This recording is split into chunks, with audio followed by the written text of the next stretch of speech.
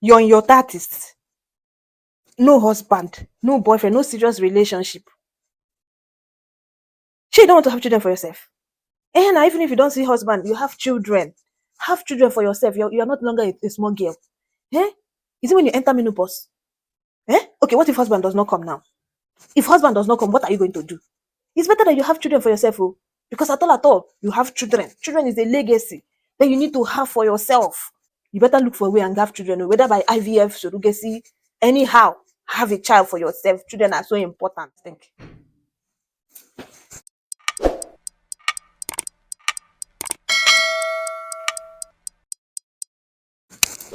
You guys, you're welcome back to the channel. If you're new here, hi, you're welcome. My name is Irene, and I'm a lifestyle creator living in Nsukka, in the state of Nigeria. Please hit that subscribe button if you're just tuning in. So, guys, what is your opinion about a lady who is not married, no serious relationship, and she's in her mid to late 30s? What is your opinion about her getting pregnant and having a child for herself? You know, just in case she enters menopause without getting a husband or without being married. What is your take? Anyway, I feel like it's really becoming rampant. Like people are beginning to see it as the order of the day, you know. I mean, if you look at it, a woman has a time, okay, like her biological time, when if she doesn't do certain things at certain times or certain age, later on it becomes very late for her to do those Women things. Are beginning to think, instead of waiting for a man, okay, maybe their dream man or the type of man that they like to come and, you know, marry them so that they can build a life together and have children while she's still young and able to do so. And instead of waiting and you're not seeing this man, nothing is happening, nothing is showing. Is it not better that you go and, you know, get pregnant at least while you can, when you're still in your fertile years, get pregnant, have a child for yourself, so that if husband eventually comes, fine. If he doesn't come, fine. At all, you have a child of your own. Is it not best that way? A friend of mine asked me this question some time ago. I mean, the conversation, we were having a conversation that towards that line, and the question came up. And she's like, she's in her middle to late 30s. And then she's like, there's no husband, no serious relationship. All the guys that are coming are guys that normally she would not even want to marry. You understand? So, and then her biological clock is ticking. What do she do? And she wants to have a child of her own, because time is no longer on her side and nobody knows tomorrow. She doesn't even know if she's eventually going to get married. You understand? What does she do? What does she do? And then another friend is like, she's not married, no serious relationship. And to be honest, she's so afraid of marriage because of all the things that are happening, the high rate of divorce, the whole single, even women who even got married and have children are still taking care of their children. She even cited me as an example, are still taking care of their children alone as single mothers, single parents, so that the whole thing is giving her headache, that she don't even know whether she can even bear the of being married, or, you know, being a wife, being married to somebody, and then you don't know whether men these days they are not, you cannot hold them. 1 minute they are good, the next they are something else. So that she's even thinking of having a child of her own too. So it felt like the two of them were like they've even planned it or something. And we had the conversation. The conversation somehow got heated up, and, you know, we were throwing, you know, sometimes we even use Bible, they jammed it in, And then I said, you know what? I think I'm going to make a video out of it and just have this conversation with you people, and then have you people drop your thoughts in the comment section as well. But I'm going to give my own, you know, my own thoughts, and let's, you know, talk about it. Personally, I will not really say do it, and I'll not say don't do it. I feel like it's going to be a 50-50 kind of situation, because one, the biological clock. Two, men these days, they are something else. It doesn't change the fact that there are good men, you understand? But then, men these days too. And then three, you cannot force somebody to come and marry you. It's not like it's a supermarket where you go and, you know, buy husband. And it's not like it's on Jumia where you order one husband with your spec, build it, and then they deliver it for you. So what should we do? And even women self who even got married, have children, are even single mothers now taking care of their children. So what should we now do? Abby, that's the question. First of all, I will not tell you do. I will not tell you don't do. But then again, I, as a Christian, I so much depend on the Bible for whatever decision that I want to make, especially decision that has to do with things like this. And now why I'm saying I will not tell you do, I'll not say don't do, is because one, most times for you to be able to get pregnant, there are certain things that you're going to do which are not really biblical. Like when you have to sleep around in order to get pregnant, that's considered fornication. So normally, personally, I will not advise you to go and be fornicating. It's your decision. You get. Now, and then another thing is that children are gift from God, and children grow up like, personally, I was raised by my parents, my father and my mother, which gave me a balanced view of marriage, a balanced view of like balanced childhood. You understand? Because I had my father and I had my mother. Now, in my own situation, currently as a mom, I'm raising my children as a single mother, even though they have a father. You understand? So somehow I feel like, I'm not saying this, I'm not in any way saying that children who are raised under single parenthood or single motherhood, that they don't turn out fine eventually. That's not what I'm saying. Of course, a lot of children that grew up under that situation are doing very well.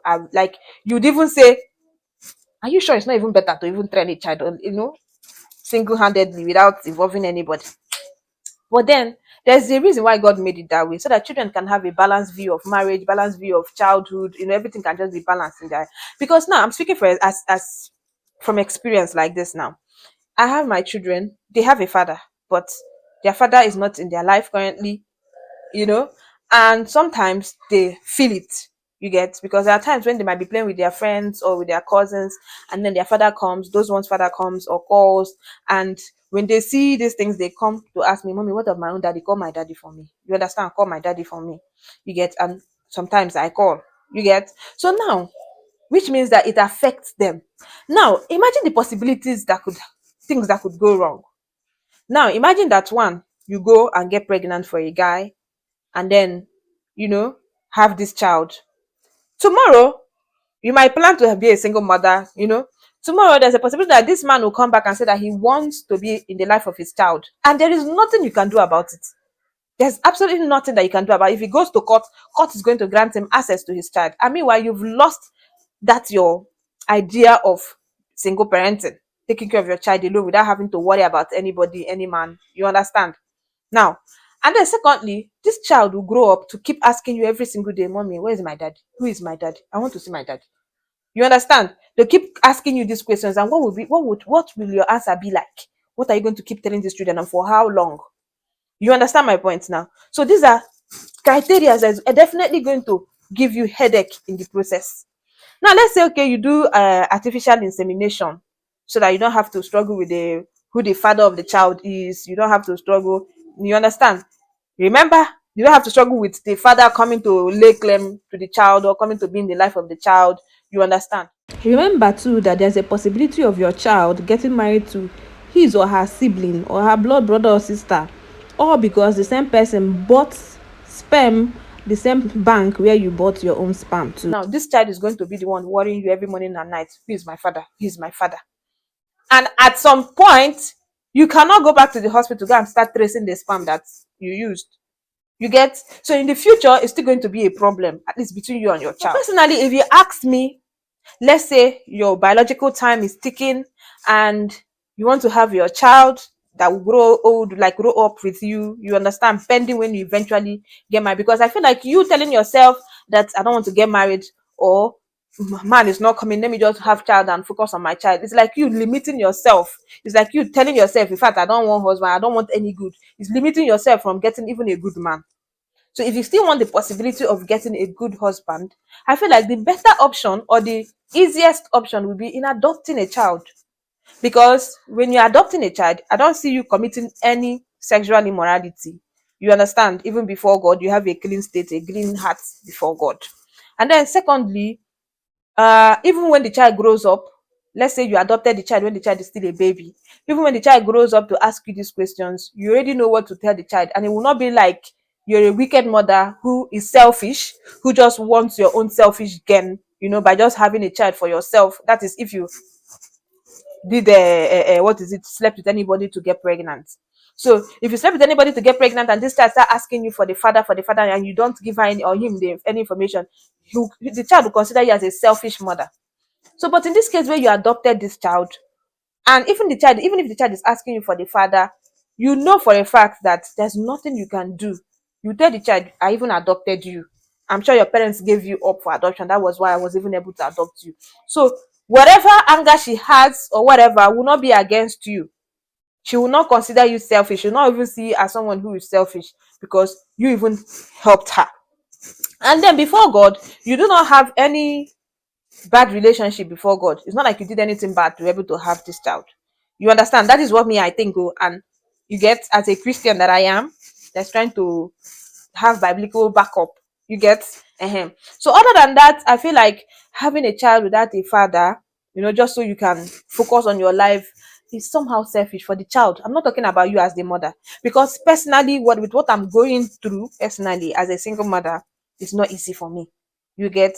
And I didn't plan to have a child without a father. I grew up in a certain way. My father was there, my mother was there. You get? I had a balanced childhood, a balanced view of marriage. So now having to raise my child without the father there is somehow unbalanced. No matter how we try to act like we are strong, like we are this one, we are that one, we are doing it, we don't need this person, we don't need this person.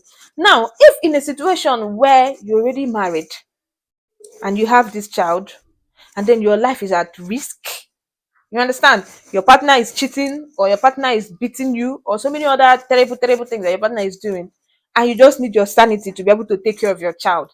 Please, by all means, do it, because you're even protecting your child from harm and helping your child realize that there are certain things that should not be condoned. You understand? So in this case now, it is different. But when you, as a single person, that feels like your time is going, or that feels like, I don't want headache of a man. Man's headache is just too much. I don't want it. I just want to raise my child alone without having to deal with any man in the picture. And you want to do it via the natural way of getting pregnant for any man.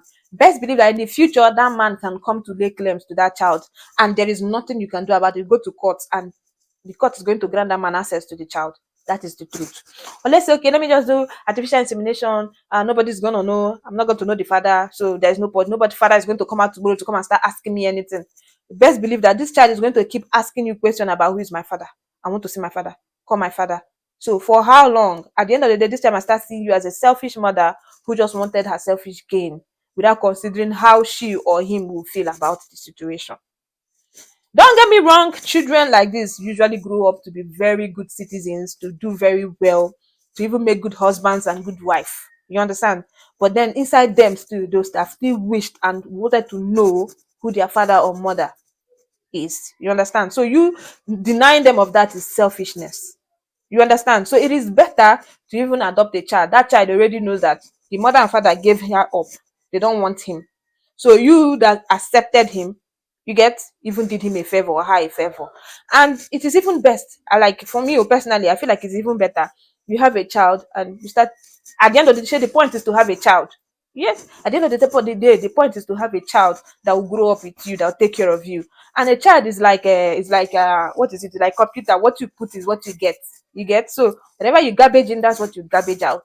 So if you have a child, whether adopted or the one that you bet by yourself, and then you do not train this child well, you not take care of this child well, you not give him moral training, good training, tomorrow that child will not take care of you. But if you have a child and you train this child very, very well, whether it's your biological child or your adopted child, tomorrow all that child knows is you. That child will still take care of you very, very well. Forget about all these. You don't know whether the father is a thief or the mother is a thief. You don't even know whether that one. Whatever the Bible says, train up a child in a way you should walk, and he or she will never depart from it. So if you train that child from infancy and train that child, no matter the kind of bad blood that child inherited, you will still try your best to inculcate in that child Bible principles. And best believe that when that child grows up, with the help of God, that child will never derail from what you've trained him or her, how you've trained him or her. So that is my own suggestion or my own advice in this situation. What is your own advice? Please don't forget to drop them in the comment section so that people can learn, because I feel like this is the thing that's eating everybody up these days. I mean, in my age, sometimes I feel like, what if in this my age now, I am at this my age now, I don't have children and I am not married? What would I have done? You understand? So this thing that I said now is something that I would have told myself, or what something I would have done for myself if at this my age I feel like my biological clock is ticking and there's no husband, nobody, what, and I want a child. What will I do? This now that I said is what I would have done. You get? So what will you do, or what would you have done? Write it in the comment section. Thank you so much for watching. I'll see you in my next video. Until then.